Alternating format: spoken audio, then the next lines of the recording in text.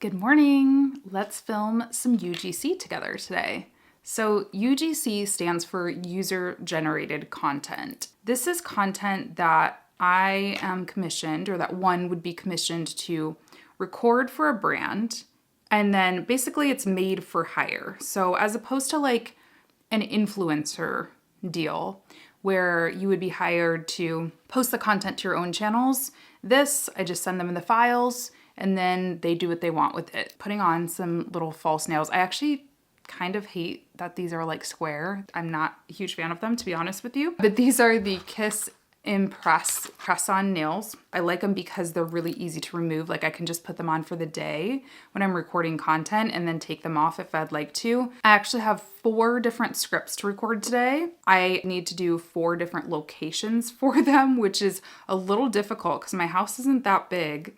So I'm having to get creative with the spots that I'm recording. So I'm gonna do a little bit of cleaning up. I dusted off my shelves back here last night. What else did I do yesterday? Oh, I also did all of the script work. So I'll show you what that looks like. Basically, I put together a shot list just in Google Docs that has as much details as I need. Sometimes it's super detailed, sometimes it's not that detailed, but in this case, I had all of the talking points that the brand sent me, and then I formatted those into actual readable scripts that I'm going to be able to load into a teleprompter. And then I also put some visual directions. So I shared like which location in my home I planned to shoot in. Now we're going to have to still get a little creative and just see what's going on with the sun. You know, we might make some last minute changes, but just so I'm just starting with something.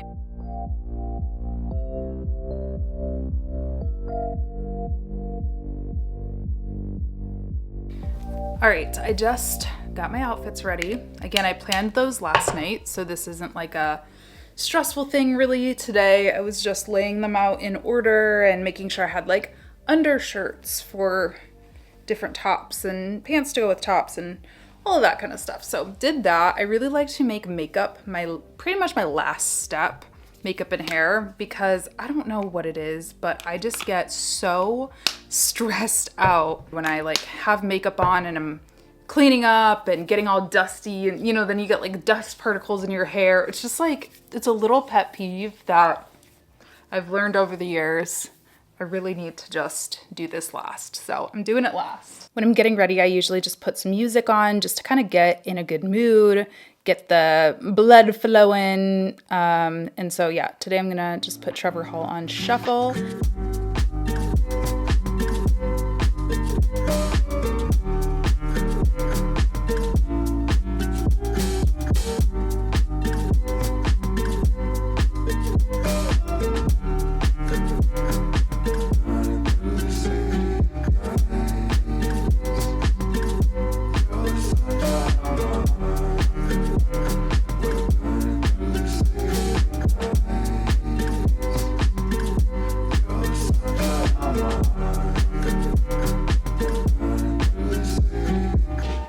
I'm actually doing reshoots for one of the videos and I need to maintain continuity, and I had curly, like loose waves.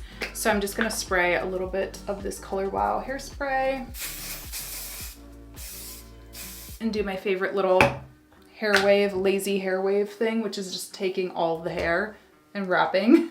It's super easy. But I thought I'd answer a couple of questions that I see a lot and have gotten about UGC. So the first question is, do you need to be like an influencer? Do you need to have a brand, if you will, to get UGC gigs? And the answer is no, but my answer is, I'll be honest with you, that is how I have gotten a lot of my UGC gigs, is through like people will find my YouTube channel, find my overall presence. In this case, it's a tech brand and they need people who do what I do and who are experts in this space, if you will. You know, I kind of hate that term. Now, I see all the time on YouTube, on TikTok, wherever, people who do not have a platform and still are doing well with UGC. I think the difference is that for the expert content, if you will, my experience has been that this type of content pays quite a bit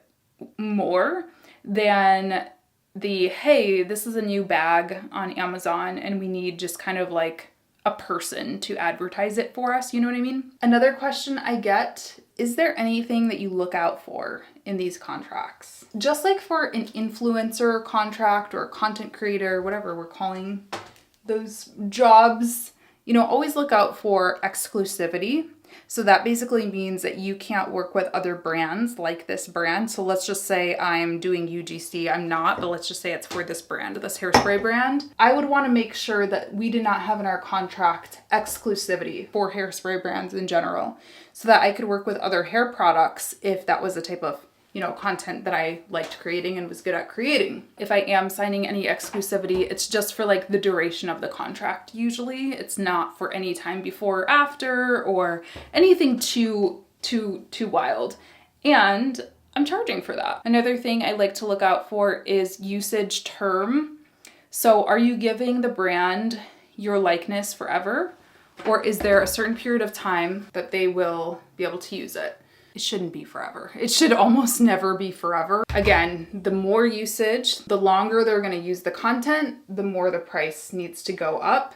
And it's not just being like selfish, right? It's just being realistic. If people are seeing ads going out, even if I don't have exclusivity, if people are seeing ads with my face go out for this brand, other companies in this same vertical are probably not going to want to work with me, like if they're competitors or whatever.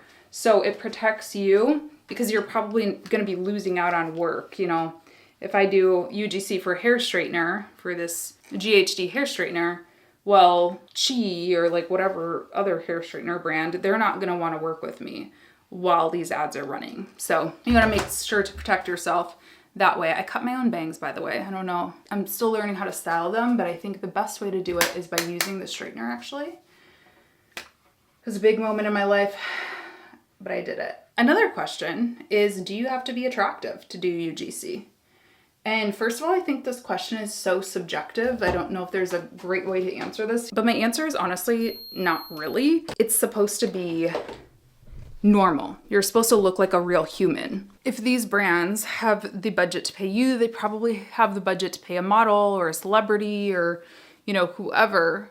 But the appeal to UGC is that you are a real human. You're kind of just talking. You know, this is recorded on my cell phone. So I actually feel a little self-conscious about it because I hate how I look on a cell phone camera. I don't know what it is. But I just don't like it. I'm not as comfortable. I've been talking to a camera way longer than my cell phone. And so I am a little self-conscious. And then I have like this eye issue going on. So I'm going to be honest, I'm a little self-conscious about it. But I just have to keep reminding myself that is why they hired me, is because I'm a real person. I look normal, you know, like this is not a runway. This is not a fashion show. Just be yourself, just be normal, and try not to overthink how you look. That's really not the main draw of UGC.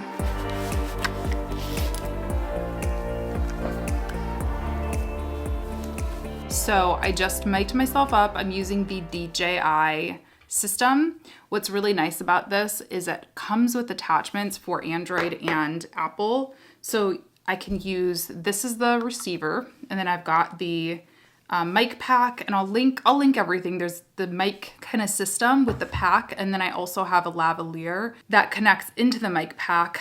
It's not the prettiest. It is pretty visible, obviously, on my shirt. They didn't seem to mind in the first version that I had visible lav, so I'm gonna leave it that way just because I'm prioritizing sound quality. And I could actually, you know what, I might be able to hide this a little bit better since I have a black undershirt on. By just putting it, it might blend a little bit better and not run into hair and stuff. So yeah, you just kind of have to get creative. But yeah, I'll leave all of this below, but this then connects, you take this thing off and then connect it into your phone. You just kind of pop that in, and then we're gonna plug this in to my phone and turn both devices on. You should start picking up. You see how the thing, yep, so it's picking up my voice okay. Apparently CapCut has a teleprompter within it and it's free. So I used to use a different app, but honestly, this one works really, really well. So up here in this top menu, you're just gonna click on that little down arrow and there should be teleprompter somewhere. I can't see backwards. Here we go, teleprompter. And then you just paste in your script. Then I'm just gonna record, staring at my camera. That's it, like it's pretty simple, and then you can download it. So I'm gonna do a little test just sitting here before I get all set up, make sure that my audio is working, and do a dry run, and then we're going to go ahead and start recording. So the test sounded good. What I'm listening for is, one, to make sure the mic is actually connected, but also I like to listen to make sure like my hair isn't rustling too much when I'm using a lav like this. So I've got like a janky little setup here. I've got a phone little monopod thing on top of my tripod. I'm sure there are fancier tripod mounts and I probably need one, but like I said, I don't really record on my phone very much for my own stuff, so this is very random when I do it. What the brand requested was that I have a simpler background. I used this background and I think they're gonna be doing some editing, and it's just really hard to edit all of the different elements out and stuff like that. So I'm just kind of, the shot is getting this back wall basically with a little bit of knickknacks in it. But I do think I need a ring light, even though it is daytime and it's kind of bright. I'm gonna get a ring light just to be on the safe side. So I'm gonna grab that, and then we're really gonna start recording. This is a little trick from my beauty guru days, actually putting a ring light. Everyone wants to naturally put it like in front of us. Putting it up high and at a little bit of an angle mimics the sun a little bit more. It looks a little bit more natural lighting and tends to be a bit more flattering. So little ring light tip for you. Now what I'm doing is I'm just looking at the shot and I'm just inspecting for anything that might be showing in the background. You want to look out for anything that's branded. So my microphone boom arm, it says Rode on it, and the microphone itself says Shure on it. So I just pushed it out of the way. I had a book, and it was a book that says nobody wants to read your shit. So it's like definitely not brand safe because there's a swear word in it.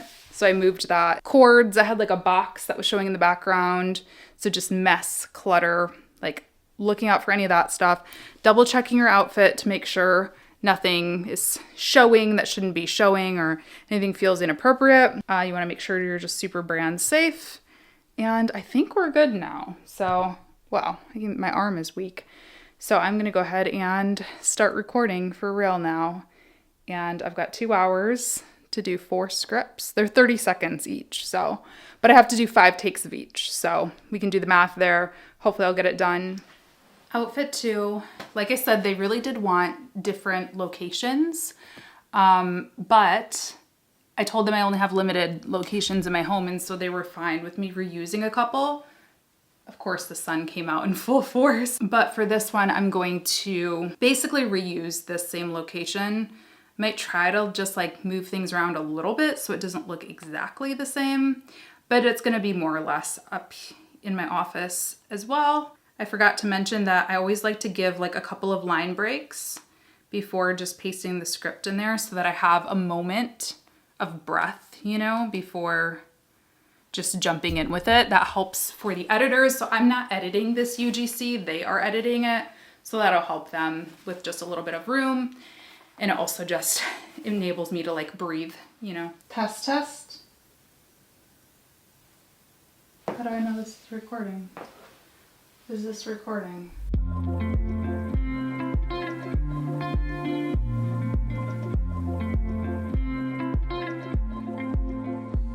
Thought everything was going swimmingly, and did 5 takes of my hardest script, and my mic stopped working. I don't know what the heck is going on. It's like showing that it's receiving, if you can see that, kind of. The green is blinking, but it all just sounds like fuzz, all 5 takes. I was like, hopefully just maybe one of them would have worked out, but no. So I'm trying to figure that out, and I have a mastermind that was supposed to start at 1. It's 12:20 right now, so I just canceled that. Sometimes you just gotta do what you gotta do. It was an optional meeting, so canceled that because I need to get this done today.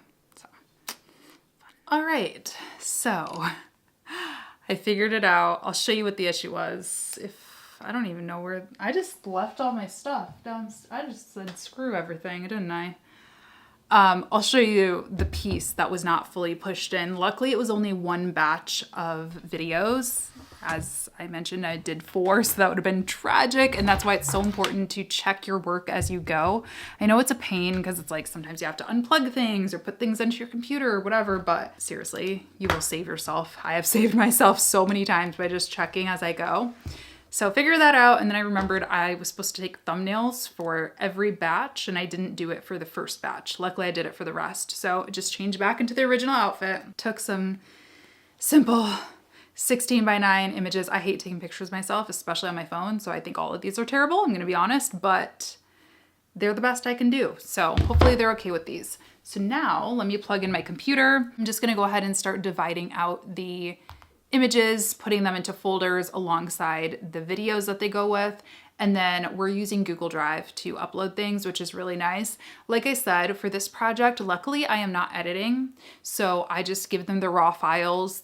I tried to keep them pretty clean, but there's a couple where like in the beginning I'm fixing my hair or like where I did stumble over my words just a little bit and I still left those in. I figure they're salvageable, more than salvageable. They're like pretty good. But if there was anything that I was like, I really needed full editing for, I just scrapped that and did a new take. So that's what I'm gonna do now. I think I'm going to record one of my own videos just while I have hair and makeup. I think I'm gonna keep it chill tomorrow and I would rather just get things out of the way and then I'm gonna go grab lunch. So hopefully I'll be eating lunch by like 2:30.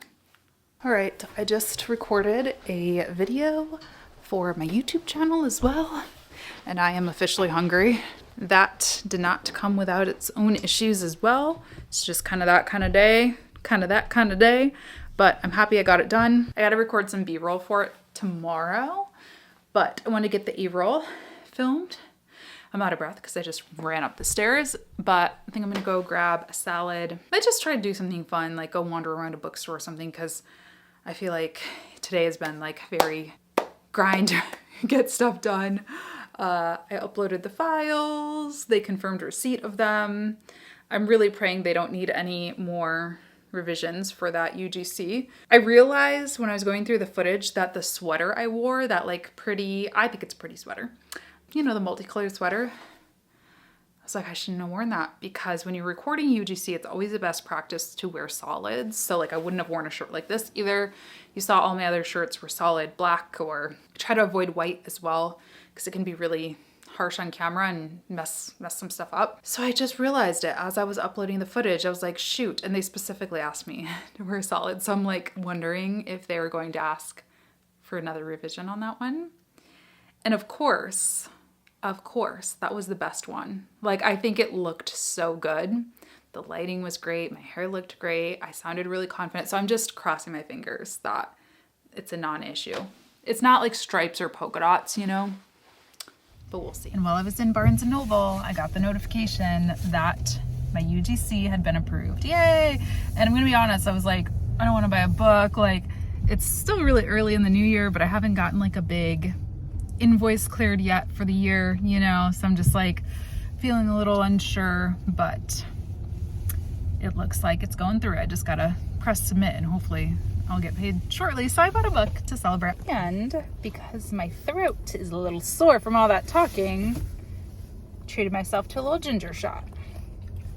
Do you remember Shake Weight? Yeah.